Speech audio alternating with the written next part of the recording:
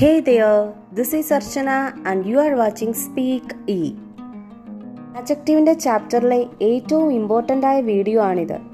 Use of few, a few, the few, little, a little, the little. These are the terms that we are going to discuss in today's video. നമുക്കറിയാം adjectives ഒരു നൗണിൻ്റെ കൂടെ എന്തിനാണ് ഉപയോഗിക്കുന്നതെന്ന്. ഒരു നൗണിനെ describe ചെയ്യാൻ. So noun എന്നത് പല types ഉണ്ടെന്ന് നമ്മൾ പഠിച്ചതാണ്.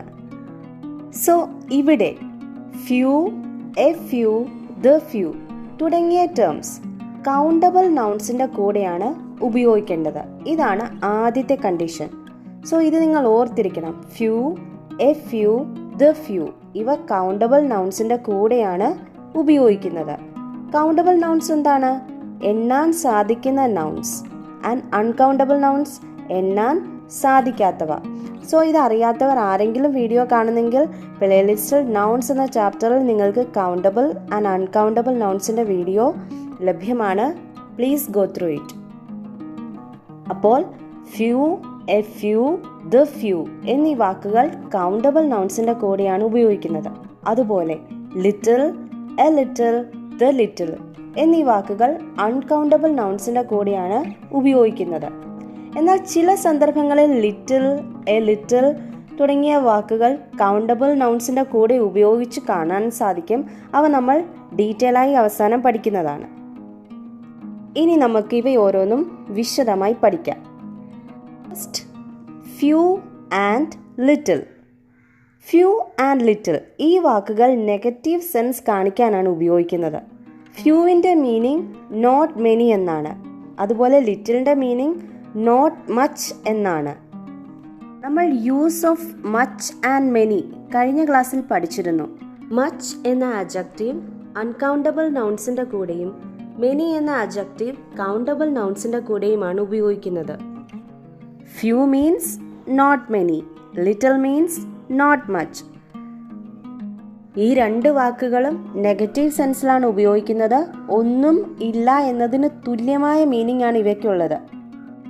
അടുത്ത രണ്ട് വാക്കുകൾ നോക്കാം. എ ഫ്യൂ, എ ലിറ്റിൽ ഈ വാക്കുകൾ പോസിറ്റീവ് സെൻസ് കാണിക്കാൻ ഉപയോഗിക്കുന്ന വാക്കുകളാണ്. ഒരു നൗൺ കൗണ്ടബിൾ ആണെങ്കിൽ അത് കുറച്ചുണ്ട് എന്ന് പറയാൻ എ ഫ്യൂ എന്ന വാക്കും, അൺകൗണ്ടബിൾ നൗൺ ആണെങ്കിൽ കുറച്ചുണ്ട് എന്ന് പോസിറ്റീവ് സെൻസിൽ പറയാൻ എ ലിറ്റിൽ എന്ന വാക്കുമാണ് ഉപയോഗിക്കുന്നത്. A little and a few means some, കുറച്ച്. ഇനി അടുത്ത രണ്ട് വാക്കുകൾ കൂടി നോക്കാം. The little and the few. എത്രയും ഉണ്ടോ അത് അത്രയും എന്ന അർത്ഥത്തിൽ ഉപയോഗിക്കുന്ന വാക്കുകളാണ് ദ ലിറ്റിലും ദ ഫ്യൂവും. അൺകൗണ്ടബിൾ നൗണെങ്കിൽ ദ ലിറ്റിലും കൗണ്ടബിൾ നൗണെങ്കിൽ ദ ഫ്യൂവും ഉപയോഗിക്കുന്നു. പിന്നെ ഒരു കാര്യം, ദ ലിറ്റിൽ, ദ ഫ്യൂ ഇവ ഉപയോഗിക്കുമ്പോൾ നൗൺസിൻ്റെ കൂടെ നിങ്ങൾക്ക് ഡിസ്ക്രിപ്ഷനും കാണാൻ സാധിക്കും. ഇതിൻ്റെ എക്സാമ്പിൾസ് പറയുമ്പോൾ നിങ്ങൾക്കിത് കുറച്ചുകൂടി മനസ്സിലാവുന്നതാണ്. അപ്പോൾ ഇതുവരെ പറഞ്ഞ കാര്യങ്ങൾ ഒന്നുകൂടി പറയാം. ലിറ്റിൽ ആൻഡ് ഫ്യൂ ഒന്നും തന്നെ ഇല്ല എന്ന് പറയാൻ ഉപയോഗിക്കുന്നു. ഇവ നെഗറ്റീവ് സെൻസ് കാണിക്കുന്നു. അതുപോലെ കൗണ്ടബിൾ നൗണെങ്കിൽ ഫ്യൂവും അൺകൗണ്ടബിൾ എങ്കിൽ ലിറ്റിലും ഉപയോഗിക്കുന്നു. അതുപോലെ a little and a few, some കുറച്ച് എന്ന് പറയാനാണ് ഇവ രണ്ടും ഉപയോഗിക്കുന്നത്. പോസിറ്റീവ് സെൻസ് ആണ് ഇത് കാണിക്കുന്നത്. അതുപോലെ കൗണ്ടബിൾ നൗൺസ് എങ്കിൽ എ ഫ്യൂവും അൺകൗണ്ടബിൾ നൗൺസ് എങ്കിൽ എ ലിറ്റിലും ഉപയോഗിക്കുന്നു. അതുപോലെ the little and the few എത്രയും ഉണ്ടോ അത്രയും എന്ന് പറയാൻ ഉപയോഗിക്കുന്നു. ദ ലിറ്റിൽ എന്നത് അൺകൗണ്ടബിൾ നൗണിനെ കുറിച്ച് പറയുവാനും ദ ഫ്യൂ എന്നത് കൗണ്ടബിൾ നൗൺസിനെ കുറിച്ച് പറയുവാനും ഉപയോഗിക്കുന്നു. ഇപ്പോൾ എൻ്റെ കയ്യിലൊരു ബോട്ടിലുണ്ട്. അതിൽ വളരെ കുറച്ച്, അതായത് 3-4 തുള്ളി വെള്ളം മാത്രമേ ഉള്ളൂ എങ്കിൽ ലിറ്റിൽ വാട്ടർ എന്ന് പറയും. എന്നാൽ ആ ബോട്ടിലിൽ പകുതിയിൽ താഴെ വെള്ളമുണ്ടെങ്കിൽ കുറച്ച് വെള്ളം എന്ന് നമ്മൾ പറയും, എ ലിറ്റിൽ വാട്ടർ. ഒന്നുകൂടി പറയാം, 3-4 തുള്ളി വെള്ളമേ ഉള്ളുവെങ്കിൽ ലിറ്റിൽ വാട്ടർ, കുറച്ച് വെള്ളമെങ്കിൽ എ ലിറ്റിൽ വാട്ടർ, വെള്ളം എത്രയും ഉണ്ടോ അത്രയും ദ ലിറ്റിൽ വാട്ടർ. അതുപോലെ ഇങ്ങനെ വിചാരിക്കുക, ഒരു ക്ലാസ്സിൽ 100 കുട്ടികൾ ഉണ്ടായിരുന്നു. അവർക്ക് ടീച്ചർ സൺഡേയിൽ ഒരു എക്സ്ട്രാ ക്ലാസ് വെച്ചു. പക്ഷേ 100 കുട്ടികൾ ഉള്ളതിൽ 4 പേർ മാത്രമേ അന്ന് വന്നുള്ളൂ. എങ്കിൽ എങ്ങനെ പറയും? സ്റ്റുഡൻറ് കൗണ്ടബിൾ നൗൺ ആണ്. 100-ൽ 4 കുട്ടികളെ വന്നുള്ളൂ. അവിടെ ഒരു നെഗറ്റീവ് സെൻസ് ആണ് കാണിക്കുന്നത്, ഒരു negligible sense. So few students എന്ന് പറയും. Few students were there in the class.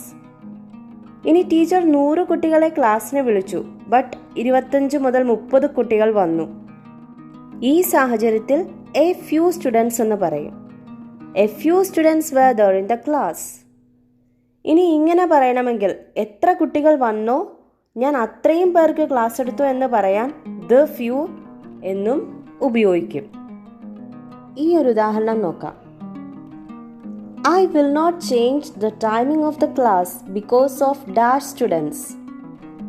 ഇവിടെ few, a few, the few ഏതായിരിക്കും വരുന്നത്? വളരെ കുറച്ച് കുട്ടികൾക്ക് വേണ്ടി ഞാൻ ടൈം മാറ്റുകയില്ല എന്നാണ് പറയുന്നത്. അതായത് കുറേ കുട്ടികളുള്ള ക്ലാസ്സിൽ 2-3 കുട്ടികൾക്ക് വേണ്ടി എൻ്റെ ക്ലാസ്സിൻ്റെ ടൈം ഞാൻ മാറ്റുകയില്ല. സോ ഇവിടെ few ആയിരിക്കും വരുന്നത്. I will not change the timing of the class because of few students. Negative തീമാണ്, നെഗ്ലിജിബിൾ സെൻസ് ആണ്. സോ few എന്ന വേർഡ് ഉപയോഗിച്ചു. ഇനി ഇത് നോക്കി. I had to change the timing of the class because of dash student. കുറച്ച് കുട്ടികൾക്ക് വേണ്ടി എനിക്ക് എൻ്റെ ക്ലാസ്സിൻ്റെ ടൈം മാറ്റേണ്ടി വന്നു. ഇവിടെ a few ആയിരിക്കും വരുന്നത്. I had to change the timing of the class because of a few students. Now let's answer these questions. First one. Dash common sense can bring you success. കുറച്ച് സാമാന്യ ബുദ്ധി ഉണ്ടെങ്കിൽ നിങ്ങൾക്ക് വിജയിക്കാം. കോമൺ സെൻസ് അൺകൗണ്ടബിൾ നൗൺ ആണ് and sentence positive സെൻസിലാണ് പറഞ്ഞിരിക്കുന്നത്. So എന്തായിരിക്കും ഇവിടെ വരിക? A little common sense can bring you success. Second one.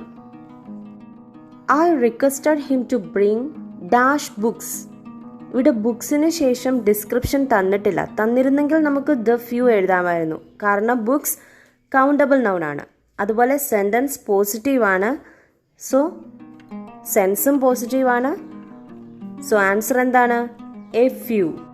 I requested him to bring a few books. Third. Dash days passed during school were memorable. ഇവിടെ നൗണിന് ശേഷം description കാണാൻ സാധിക്കും. Days എന്നതാണ് noun. അതിനുശേഷം past during school were memorable എന്ന ഡിസ്ക്രിപ്ഷനും ഇതിൻ്റെ കൂടെ കാണാൻ സാധിക്കും. ഡേയ്സ് എന്ന കൗണ്ടബിൾ നൗണിന് ശേഷം അവിടെ ഒരു ഡിസ്ക്രിപ്ഷനും കാണാം. സോ ദ ഫ്യൂ ആയിരിക്കും നമ്മളിവിടെ ചേർക്കേണ്ടത്. The few days passed during school were memorable. Fourth. Dash men are free from faults. മനുഷ്യൻ മിസ്റ്റേക്സ് ചെയ്യില്ല എന്ന് നമുക്ക് പറയാൻ പറ്റില്ല. അതുപോലെ ഇവിടെ മെൻ എന്നത് കൗണ്ടബിൾ നൗൺ ആണ്. സോ നമ്മൾ few, a few, the few ഇതിൽ ഏതായിരിക്കും ചേർക്കേണ്ടത്?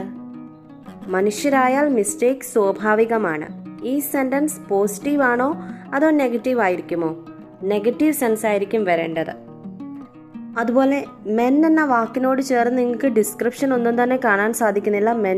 മെൻ എന്ന വാക്കിന് ശേഷം മെയിൻ വെർബാണ് വന്നിട്ടുള്ളത്. സോ അവിടെ ദ ഫ്യൂവും വരില്ല. സോ ആൻസർ ഏതായിരിക്കും? ഫ്യൂ. നെഗറ്റീവ് സെൻസ് ആയതിനാൽ few. Few men are free from faults. So ഇതുവരെ പറഞ്ഞ കാര്യങ്ങൾ എല്ലാവർക്കും നന്നായി മനസ്സിലായെന്ന് കരുതുന്നു. ഇനി ഒരു ലാസ്റ്റ് പോയിന്റ് ഉണ്ട്, അതുകൂടി നോക്കാം. ലിറ്റിൽ എന്ന വാക്ക് ചില സന്ദർഭങ്ങളിൽ കൗണ്ടബിൾ നൗൺസിന്റെ കൂടെ ഉപയോഗിക്കുമെന്ന് നമ്മൾ പറഞ്ഞിരുന്നു. So let's see that. Look at this example. A little girl said to me. നമുക്കറിയാം little water, a little water എന്ന് പറയുമ്പോൾ അവിടെ അത് ക്വാണ്ടിറ്റി, അളവിനെയാണ് കാണിക്കുന്നത്. എന്നാൽ ഇവിടെ ഈ സെന്റൻസിൽ അത് ക്വാണ്ടിറ്റി അല്ല, ക്വാളിറ്റിയാണ് കാണിക്കുന്നത്. അതുപോലെ ലിറ്റിൽ ഫ്ലവർ പബ്ലിക് സ്കൂൾ, സ്കൂളിൻ്റെ പേരാണ്. ഇവിടെയും ഫ്ലവേഴ്സിൻ്റെ ക്വാണ്ടിറ്റി അല്ല, ക്വാളിറ്റിയാണ് പറയുന്നത്. ഫ്ലവർ കൂടുതലോ കുറവോ എന്നല്ല പറയുന്നത്, അതിൻ്റെ ക്വാളിറ്റിയാണ് പറയുന്നത്.